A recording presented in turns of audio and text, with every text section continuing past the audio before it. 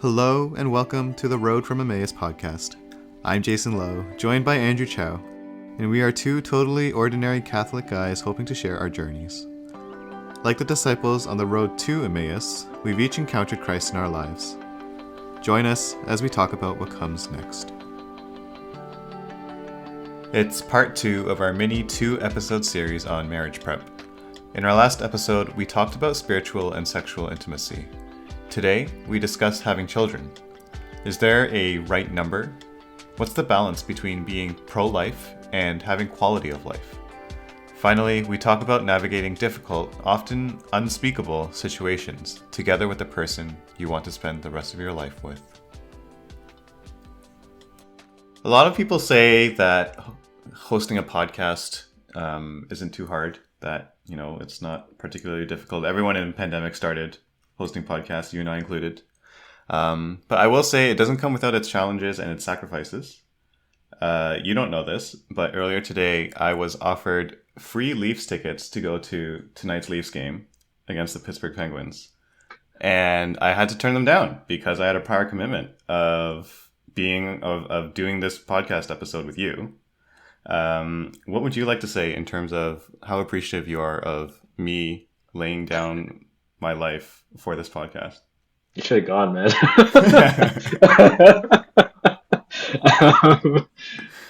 Wow, you are no. It's good, and honestly, it's something that I need to be better at honoring because I always move things around. No, I'm kidding. Every episode. No, this is it. All right, everyone. This is me. This is me apologizing to Jason. I'm sorry for everything. On air, we're doing live counseling. And conflict resolution. If anyone wants to be a guest for that, so conflict resolve between us. Yeah, please resolve conflicts. Resolve conflicts. Yes. Yeah. But the podcast continues on regardless of what it is that we have going on. So, if not Andrew, hopefully the audience and the listeners appreciate all of the great sacrifices that you and I have to make. All 5 of our listeners. Yeah. So today we're going to continue on from our last episode. If you haven't listened to it, we would like to point you towards our last episode about marriage prep. It's a mini 2-part series. Last time we kind of talked about spiritual intimacy. Actually, sorry, let me reset a bit more. Basically, the whole premise of this is if Andrew and I were to create a marriage prep program, what would that look like? What would that quote unquote curriculum look like? And we kind of divided it into 4 components and 4 categories. Last time we covered the first 2, those being spiritual intimacy and sexual intimacy. We talked a bit about, as a couple, how do you kind of build that spiritual intimacy, drawing on the habits that we've talked about in our own individual prayer lives, and kind of how do you bring that together with someone else, with your partner. With sexual intimacy, obviously, this is something that you are very seriously discerning. If you're discerning marriage, then obviously, what does it mean to be chaste within the context of marriage, right? We talk about chastity outside of marriage, but now, chastity still applies within the context of marriage. We talk about what sex means and, navigating that particular area of your lives together as a couple. And what it means to be intimate in that way. So, again, encourage you guys to go check it out. If you haven't listened to it, listen to Marriage Prep Part 1. And we're going to get into Part 2 today. The last 2 categories that we kind of divided this Marriage Prep course by Andrew Chow and Jason Lowe into. So moving from sexual intimacy into thinking about raising a family, thinking about raising children. We're going to talk a little bit about that and, what the church teaches about having children in general, and the whole questions of how many children are we supposed to have? All these, we'll get into it later. So that's the 3rd one. And the 4th one, I kind of teased it last time, but I like to call it, just kind of reorienting your dream life together. But also really what that means is just thinking about, navigating all the curveballs that life will throw at you, that will just pop up, and doing that together as a couple. I think that actually is not something that we think about often enough, and that particular conversation I'm actually really excited to get into. So just laying that together for everyone here. So last time, Andrew, we had kind of left off talking about, we had mentioned NFP. And we never really got into what natural family planning is. And, you know, thinking about the discussion of having children and raising a family, I figured we would have a inter-podcast episode segue and talk about NFP, right? And so just to kind of quickly define that, you know, people hear about NFP and it's like, well, you know, what exactly is it? And so the way I kind of like to describe it is that it's through God's beautiful and intelligent design, He built into you know, what's called the feminine genius within theology of the body, but the feminine body, right? A system almost of periods of fertility and periods of infertility, right? If you're familiar with the cycle, the menstruation cycle, I guess, the fertility cycle is probably what's a better term for it. That's kind of how that works, right? So certain times of the month, the female is more fertile and able to to become pregnant, I guess. I'm really struggling with my words here. And certain other times, obviously, the inverse is true. You're less fertile, and so accordingly, it would make sense that if you have sex, then it's less likely that you would have a child. Mm-hmm. Okay. Really stumbled through that. Anything you want to add so far? No, I think natural family planning is actually a really, really beautiful thing. And it's at its core, it's really an understanding of how the body works. That's it. It's actually very, very scientific. Yeah. As much as, you know, the conversation often enough comes up in terms of like church versus science and all these things that we call it the feminine genius, like we're really just talking about biology. Like that's natural family planning, is understanding biology and physiology. Yeah, exactly. And that's why I stumbled so much, because I don't understand either of those things. Now, I guess a lot of people, you know, the main thing with NFP is that it's compared to contraception, right? So condoms, you know, other devices and things like that. I think one of the biggest questions when it comes to natural family planning is, you know, if you are using NFP to kind of plan when to have children or when to not have children, you know, when can you have sex so that, you know, you might not have children, isn't that basically a form of contraception, right? And I think the answer to that is basically no, not in the same way, because when you're using a condom, when you're using any of those other devices and things, you are going out of your way to try to take things into your control, right? You're taking the idea of the creation of life, or disabling the creation of life, rather, into your own hands. Whereas I think with NFP, it's totally different, because this is something that God designed and wrote into our bodies. And like you said, it works scientifically. And so I think it's, for me at least, it's pretty clear that it's totally different from something like condoms. Yeah, I think another way to think of it, and the way that it works out for me, is the point of natural family planning is to understand that actions have consequences, to understand what those consequences are, right? And it's making an informed decision. Is all natural family planning really is. Contraception, on the other hand, is just saying I don't want to think about it.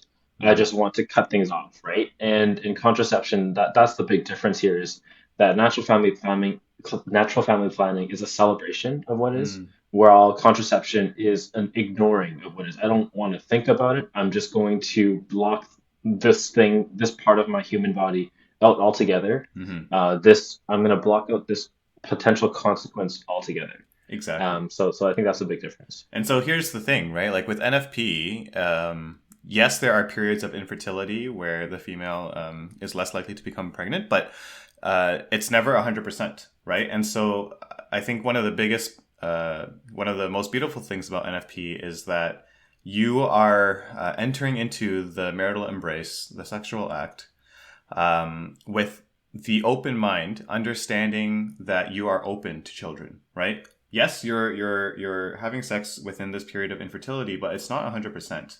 Again, which is kind of what a lot of the contraceptive devices do, for the most part. So you're open to the possibility of life, and I think that openness is kind of the key here, right? You are saying to God, hey, like, you know, I am trying to be responsible about planning my family, and I think we're going to get into that a little bit soon.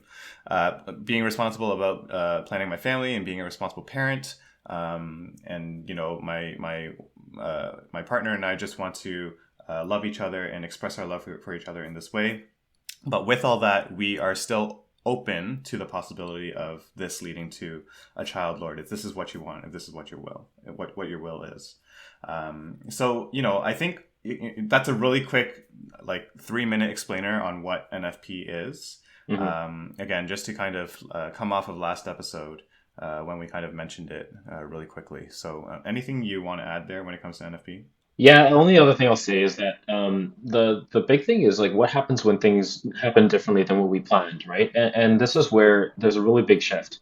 So with natural family planning, like you said, it's not necessarily 100%. For anyone who's like hearing this and going like, "Oh my gosh, I don't want to be 80% sure," like it's like 97 or 98%. Like it It is is, yeah. fairly close to 100% in terms of being able to predict, when you will or won't conceive. But there is that like 2-3% that we're talking about here in terms of what might happen differently. But because it's following the body's patterns, that's where, when things happen differently, there's a lot more confidence of like, all right, like this is because God willed it to be this way. Like we've done our diligence in terms of what we thought our plan was, but God has a different plan. In comparison, like if we take the example of condoms, if a condom breaks, like you don't know what's happening Yeah. because you haven't paid attention to your body. You haven't paid attention to your body signs, and that's what's beautiful here, right? Is that through natural family planning, you're paying attention to your body, you understand the consequences of your actions, and you decide to take that step knowing everything versus in condoms like I hope this works. I don't really know what's going to happen if it doesn't. And then if it breaks, you're like, oh my gosh, fingers crossed. It doesn't Mm. happen in a way I didn't expect. So there's a very big difference there in terms of is it avoidance, which is kind of what the contraceptive route is, or is it an embrace of the sexuality? So, anyways, I could go on and I, on. well, no, I also realized I forgot to say one thing in case it wasn't clear.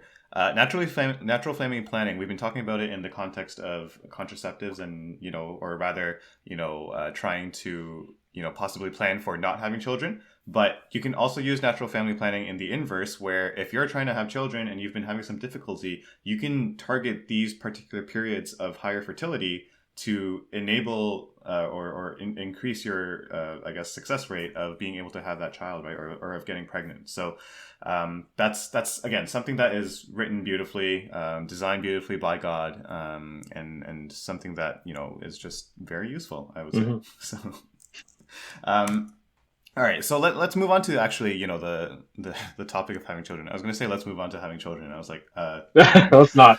yeah, that's not. Um, so I think one of the biggest questions for anyone who's kind of discerned already, or just thought about, how many children do we have, or do I want to have when I'm married, kind of thing, right? Like that's one of the most basic questions that we often think about, even from a very young age, right? How many kids am I going to have? I think within the context of Catholics and everything, you often look at a lot of Catholic speakers, or what you would call Catholic celebrities, well-known Catholic figures. They like have like 9 children, or like 5 plus children, or whatever. And for us in, I guess, suppose North America, I think just all over the world, we're definitely not as used to having that many children. It's the answer is often probably only 2 kids, maybe only 3 kids at most, or like even 1 kid, kind of thing. That's how many kids I want, right? um I think it's a good discussion to have within the Catholic context, because, the Catholic Church is supportive of pro-life, right? Right? It's supportive of life. It's supportive of God's creation, and as a result, we need to be pro-life as well. But on the other hand, from a social kind of commentary standpoint, I suppose, right? Like, what is the line? What is the balance with quote unquote better life quality, right? Like, so if you think about, the world at large, and the poverty that goes on, or even within North America, like the politics and kind of what you could call the evil influences of all the things that are happening in the world. On the other hand, some people are just like, I don't want to expose my potentially future children to that kind of world, and therefore I'm just not going to have children, right? What do you think is kind of the balance in your perspective? I don't think there should be one. Mm-hmm. And let me qualify what I mean by that. I think there is a lot of pride that goes into that statement, Mm-hmm. right? Like, I don't want to bring my children into a world that's XYZ thing. That's assuming that my child's not going to be able to handle a world that's XYZ, you Mm-hmm. know? there are a lot of complications in our life today which didn't exist 50 years ago. Yeah. When our parents were children, they didn't have to deal with cyberbullying. A lot of our kids probably were like if they knew that their kids were going to be cyberbullied, they'd be like, "Oh my goodness, like, how do you even manage that? What do I do? I don't want to. I don't want to. I don't want to." Right? So Hmm. there's that. I think, with this topic in particular, it's a natural one that comes up. It's a natural one that people think about, and understandably so. But the big question, I think, as Catholics, has less to do with like how are you planning things out, and a lot more to do with are you planning or are you discerning, right? Are you the one that's guiding what's happening in your life, or is God? Like, have Sherry and I had this conversation 100%. Hmm. Does it mean that what we said, 6 months ago is exactly what's going to happen in our life? Probably not. Hmm. It may not. But the only thing we can really know is in this moment, what am I called to in this marriage? And I think that's kind of the freedom as a Catholic to say like, it's not kind of all on me. I'm going to discern in this moment what's the best thing, the most prudent thing for me to do, and then the promise is that whether or not the world is going to be good enough, or whether or not the quality of life is going to be there for my kid, like that's kind of on God. you Yeah. know? Like if God wants to bring this child into my life, life should always be celebrated.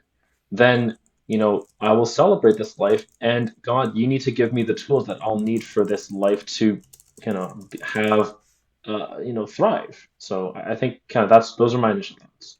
Yeah, and I think if I were to kind of summarize my reaction to that particular question or argument, if you don't want to have a child because of the evil world, like, yeah, like I can agree with you. We can have a discussion about, all the evil influences of the world. Like you and I are both living it. But I think it's also, if I can say, kind of you running away from that responsibility, really. Hmm.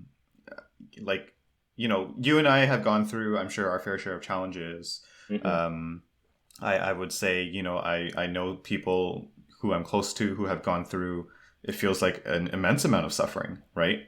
Um, but at the same time, and I actually, this is going to tie into our discussion later, but suffering is something that is a mystery within the church because suffering is what our Lord redeems, right? And our Lord is greater than evil, right? God is greater than evil. That is a very fundamental belief, right? Hmm. Within our faith. And if you're saying that I don't want to have children because of this evil world, not only are you not believing in, I guess, your own ability, right, to raise your child, which is fair. I have my own insecurities when it comes to that. Yeah. But you're also running away from saying to God or believing that God will figure it out for you, right? Yeah. That God will guide you through all of these different circumstances and things like that. So, I think that's something to really think about if you kind of fall into this camp of, there's an evil world out there. In many ways there is, but also, God is going to be stronger than all the evils that are out there. And also, don't forget that there is a good world out there as well.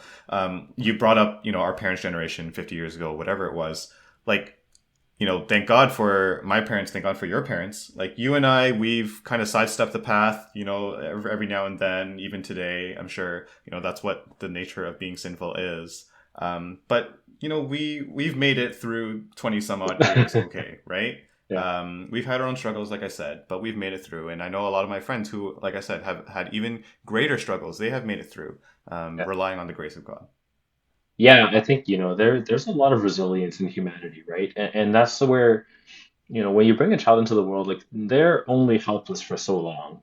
They're helpless for the time before, this is really going to necessarily affect them in that same way. So, you talk to any parent out there, they'll tell you like it's amazing and surprising how quickly your children grow, Hmm. right? Like I joke all the time about when I tell my kids that like, oh, I need to worry about raising them with technology, so dad's gonna not have enough money for a Wi-Fi house. It's like my joke, right? But like any parent friend that I talk to, and I mention it's like, man, like that's not even gonna last like 6 months when your kid knows how to talk, right? Like because they're that quick and that smart. And that same way, like that's how they're gonna learn to interact with the evils of the world, right? It's not a bad thing. So I think though the piece that's really important and the piece I want to kind of reiterate is that it's not a bad thing as long as your having children is discerned, not necessarily planned, right? There's a prudence in planning, I'm not saying like, when you feel like it's the time is right, like get going. Like no, there's a prudence to planning, right? Like, do we Hmm. have enough space? Do I have enough money, right? If you're 15 and you feel like you need to have kids, like I can tell you're probably not right. Like there's a prudence here in terms of like making sure that it's discerned and planned, but it shouldn't be one without the other, in my opinion, right? It's, you know, all right, I make, X amount of money, children cost X amount of money, I already have one kid. If we have another kid, we won't be able to make ends meet. Like there's a prudence there in terms of understanding, what is actually happening. And those are some of the signs that God uses to help us discern, right? I also do want to elaborate a little bit more on what I was saying. I think both Andrew and I do recognize that we do come from a bit of a privileged position, right? Hmm. Um, you know, uh, not to be too woke or whatever, but yeah, like that's part of the equation for the both of us. And we don't know what it's like to experience the levels of poverty, illness, homelessness, things, all of those things, right? So Yeah. absolutely, for sure, that's not something we can speak to. But at the same time, this part is totally tangential now and beyond having children. But like that's why we are still called as people in these kinds of positions to help out, right? To do what we can, to donate, to maybe even actually go into the streets and do charitable work and things like that. But like I said, that's a totally different discussion. But I do want to just bring up that, like, yeah, that is a position that Andrew and I are both in. But at the same time, if you are also in a similar position, still the same thing resonates, right? Like I think this whole idea of not wanting to have children because of this evil world, it's not something that holds water, really. Hmm. I want to go back to what you were talking about before in terms of planning versus discerning. This is an interesting kind of hypothetical conversation as well, because I know, again, I talked about the stereotype of Catholic families having a lot of children. There's also a Mm. stereotype of Catholic couples getting married very early. Mm. And I like that you brought up, the whole idea of planning versus discerning, because there are definitely people who are like, hey, I don't want to get married until, maybe it's a specific age, like, oh, 27 or 28, because at that particular time, I feel like I'll have a stable job and I'll have a stable income. Yeah. Whereas, again, kind of a stereotype sort of thing, but like, some Catholic couples might get married as early as like 22, 23, 24. Yeah. And yeah, I think that's an interesting thing to think about within the context of this discussion as well, because I think that, again, people or couples who are like kind of similar to me, maybe even you, like sometimes they might galaxy brain it and they might think too hard about, like, okay, I need that stable income. Yeah.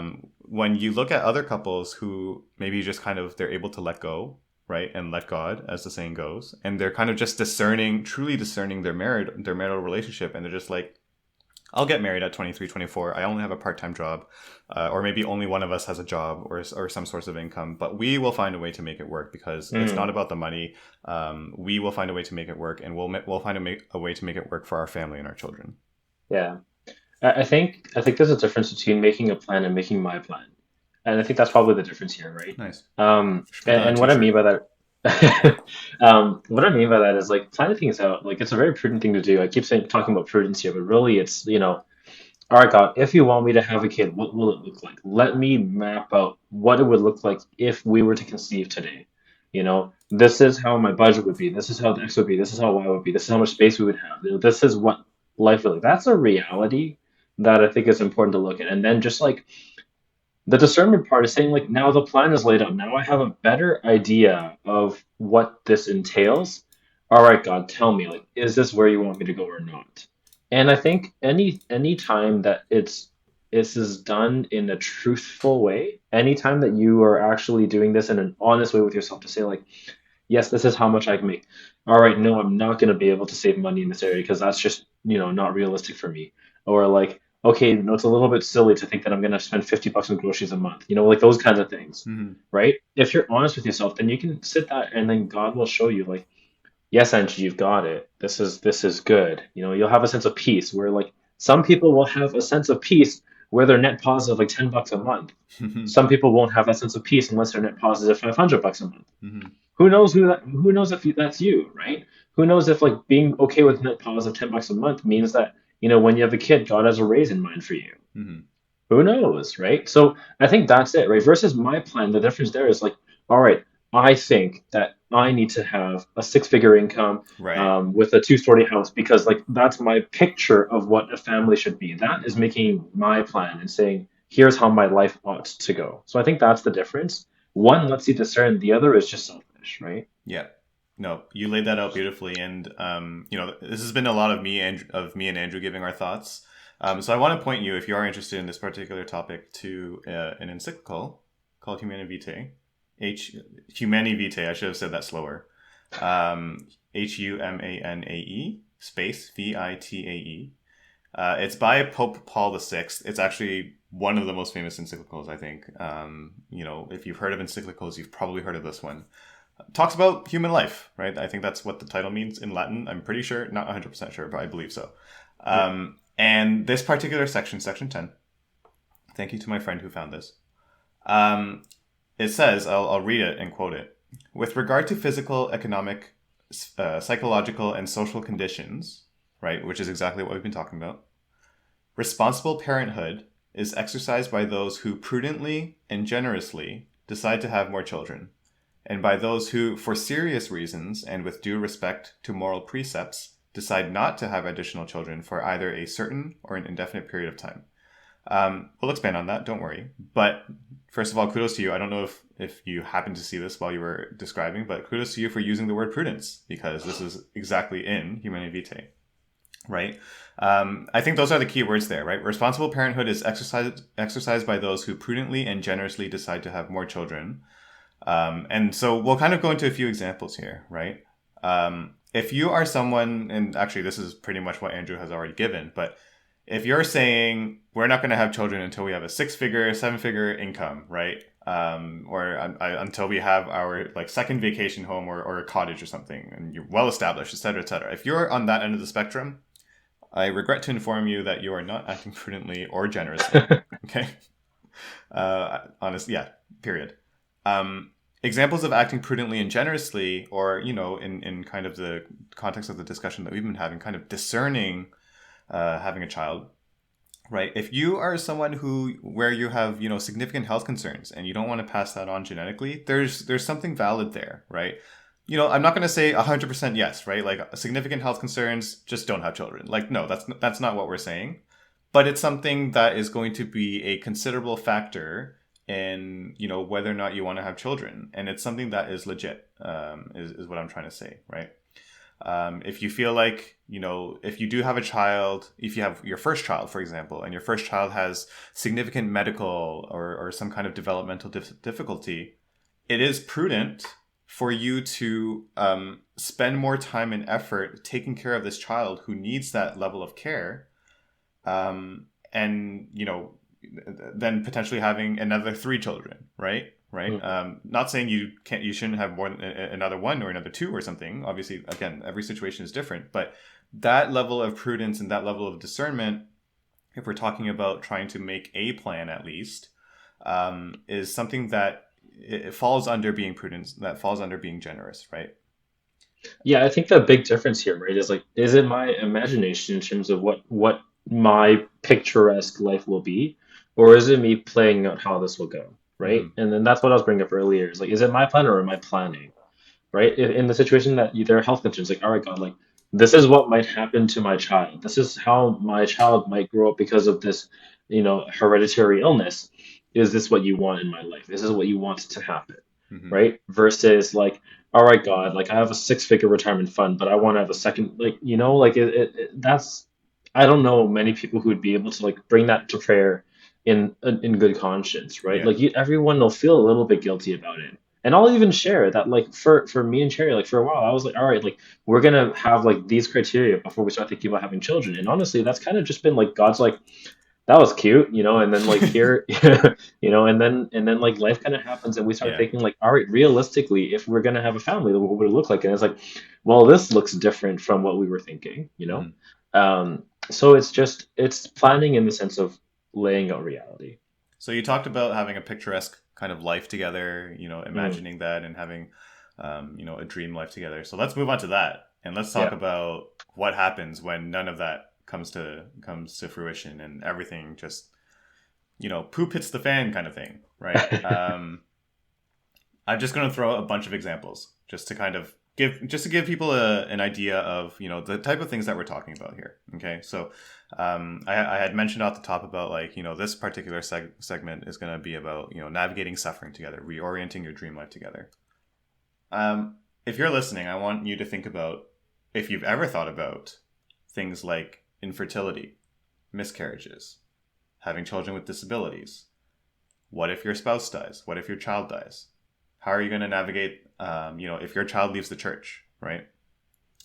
Just a few examples.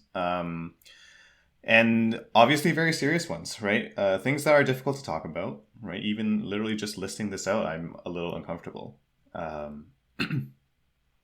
But I don't know that we're necessarily going to tackle each and every one of these. I don't think that's the point here.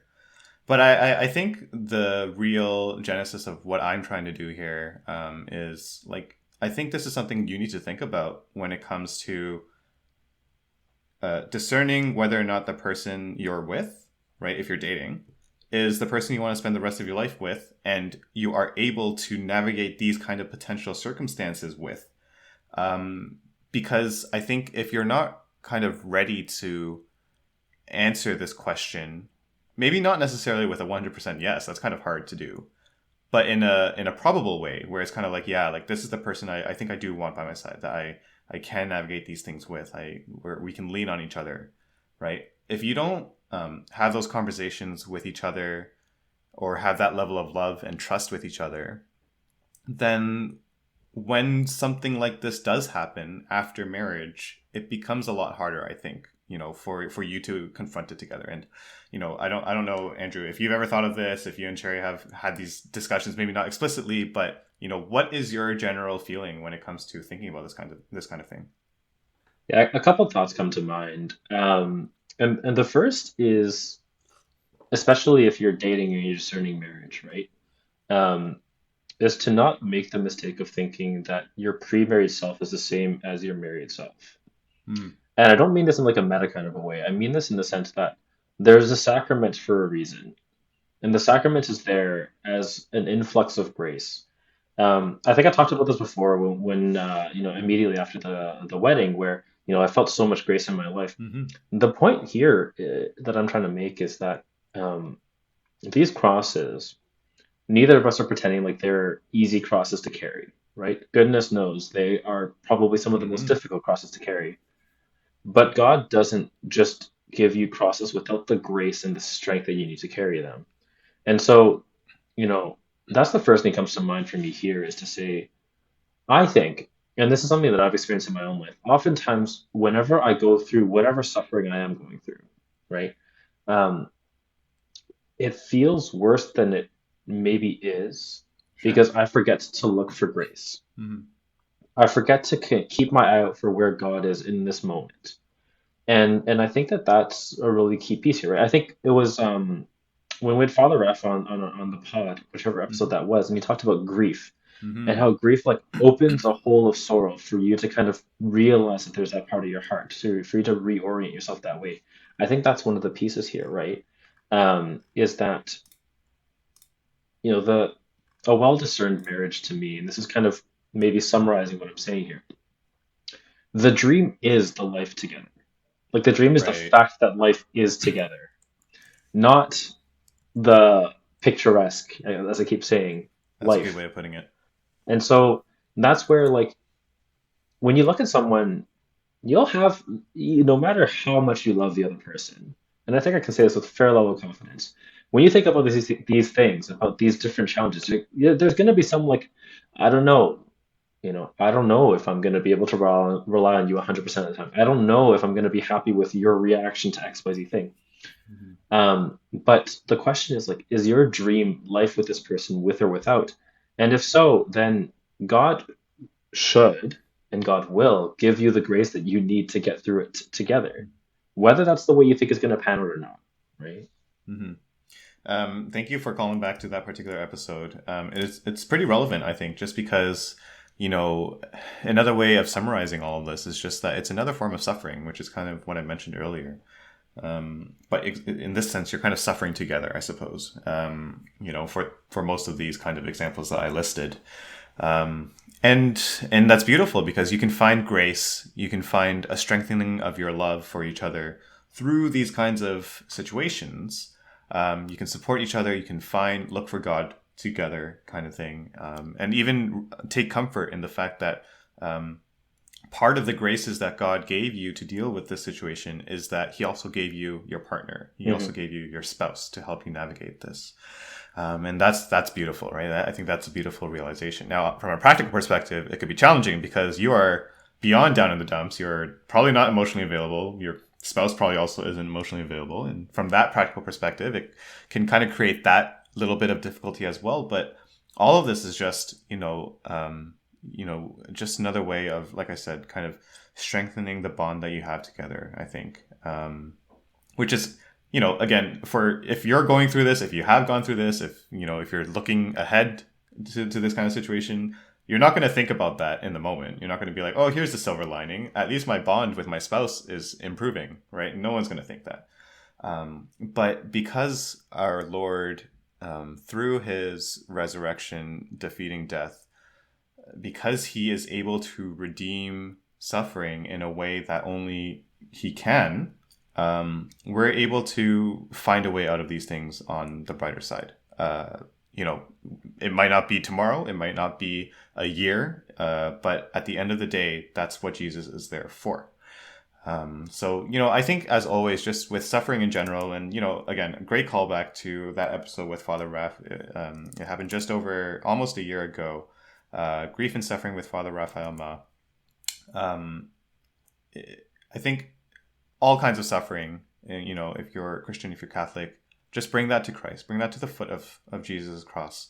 Unite that suffering to Christ. Pray for the strength to endure, right? Have hope, right? Have hope that Jesus, right, through His infinite love and mercy, will redeem that suffering, because He has, and He will, right? Have hope and have faith, and somehow you'll find a way through that tunnel, is what I would say.